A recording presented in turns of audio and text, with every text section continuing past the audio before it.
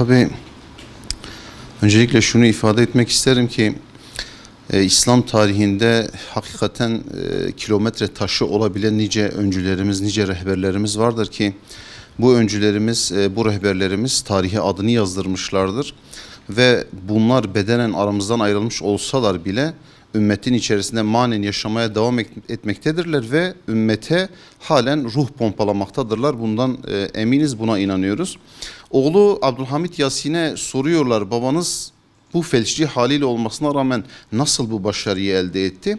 Oğlu diyor ki babamın başarısının sırrı onun bitmeyen azmi ve her daim aktif olma düşüncesiydi. Yani vücudun, pozisyonun engelli olup olmamasının hiçbir ehemmiyeti, önemi yoktur. Önemli olan bitmeyen bir azim ve gayret ve öte yandan durgunluk, statiklik değil, aktiflik ve dinamikliktir. Dolayısıyla bunlar söz konusu olduğunda bir Müslüman bireyin bedensel engelli olmasının mücadelesinde hiçbir engelin olmadığını Şeyh Ahmet Yasin'de çok net bir şekilde görebilmekteyiz. 1967 yılında Filistin'in işgalinin genişletildiği dönemde Şeyh Ahmet Yasin daha 30 yaşında ama almış olduğu eğitimle, bilinçle, şuurla Filistin'e şuur pompalıyor. Filistin halkına ve Müslümanlarına diriliş pompalıyor. Bunun mücadelesini veriyor.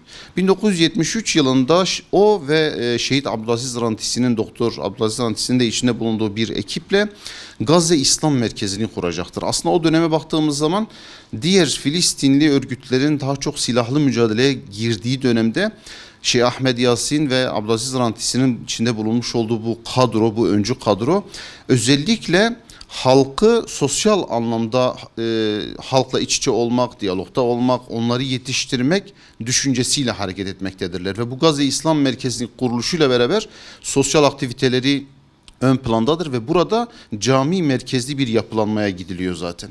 Bu cami merkezli yapılanmayla birlikte hem bir yandan onların manevi eğitimine destek sunulmuş oluyor. Öte yandan ihtiyaç sahiplerine maddi desteklerde bulunuyorlar ve sosyal anlamda halkın sıkıntılarına, problemlerine çare bulmaya gayret ediyorlar. Ve zaten bu toplumsal anlamda iyi bir taban bulmalarına vesile oluyor. Oğlu Abdülhamit Yasin yine diyor, hani soruyorlar bu başarı nasıl elde edildi bu mücadelede.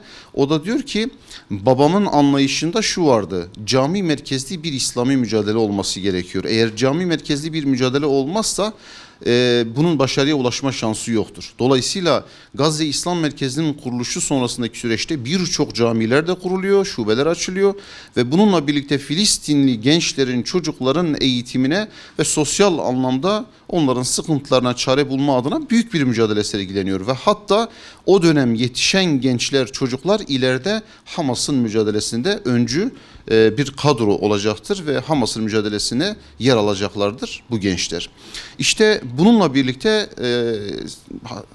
Şeyh Ahmet Yasin'in Gazze İslam Merkezi ve diğer camilerde göstermiş oldukları bu faaliyetlerle birlikte İsrail'in artık korkulu rüyası olmaya başlıyor. Çünkü halk bilinçlenmeye başlıyor ve işgallerine karşı direnen, daha doğrusu uyanan bir halk ortaya çıkıyor.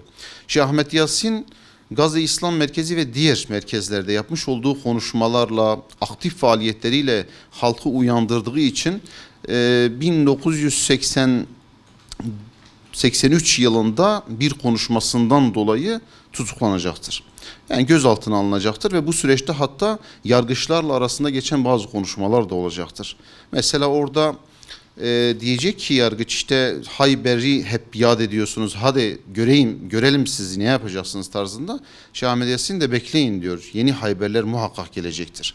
Ve yine bununla birlikte daha sonra tutuklanma sürecinden sonra işte yargıçla arasında geçen bir konuşmada işte bir İslami örgüt kurduğun iddia ediliyor, silahlandığınız iddia ediliyor. Şeyh Ahmet Yasin hiç lafı eğip bükmeden evet diyor, zira siz işgalcisiniz. Bizim topraklarımızı, kutsal vatanımızı işgal ediyorsunuz. Bizi öldürüyorsunuz ve katlediyorsunuz. Böyle bir süreçte kendi vatanımızı korumak, savunmak ve gerekirse silahlanmak da bizim hakkımızdır diyor.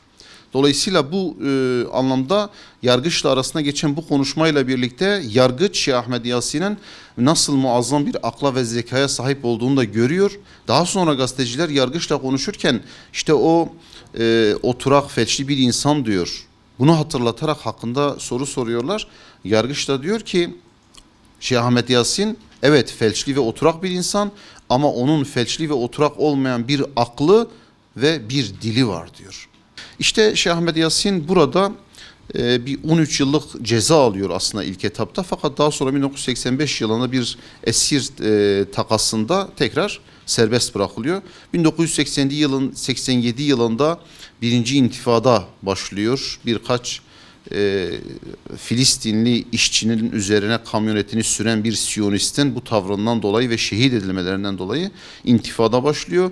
Yine burada Şeyh Ahmed Yasin önemli bir aktördür, önemli bir rol alıyor ve Filistin halkı artık birinci intifadayla büyük bir mücadeleye başlamış oluyor. Tabii bu mücadeleler İzzettin el-Kassam birlikleriyle de birlikte İsrail'de büyük bir korku, büyük bir paniğe sebebiyet veriyor. Yani Şeyh Ahmed Yasin'in mücadelesi sekteye uğramıyor. O yaşına rağmen, o bedenine rağmen asla bitmeyen bir azmi var, bir mücadele gayreti var, cihat ruhu var. Zira kendisinin zaten ifadesi Müslümanlarda cihat ruhu giderse zaten ümmet ölür diyor. Dolayısıyla bu mücadele ruhunu hiçbir zaman kaybetmemiş ve ümmete de başta Filistin olmak üzere de bunu hep pompalamıştır bu ruhu. İşte ta ki sonrasındaki süreçte yine mücadelesine devam etmesi neticesinde İsrail'in tekrar korkulu rüyası olması, akabinde onu artık şehit etmek üzere planlar, projeler icra edecekler. Bir saldırı yapacaklardır o ve İsmail Haniye'nin bulunmuş olduğu bir eve, ama Allah'ın takdiriyle oradan sağ kurtulacaklardır. Fakat maalesef 22 Mart 2004 tarihinde bir sabah namazı çıkışında Apache helikopterleriyle yapmış oldukları bir füze saldırısında Şeyh Ahmed Yasin Rabbine kavuşacaktır. Bu muazzam mücadele sonrasında o felçli bedenine rağmen ümmete hakikaten büyük bir öncü, büyük bir rehber olduğunu ispat edecektir.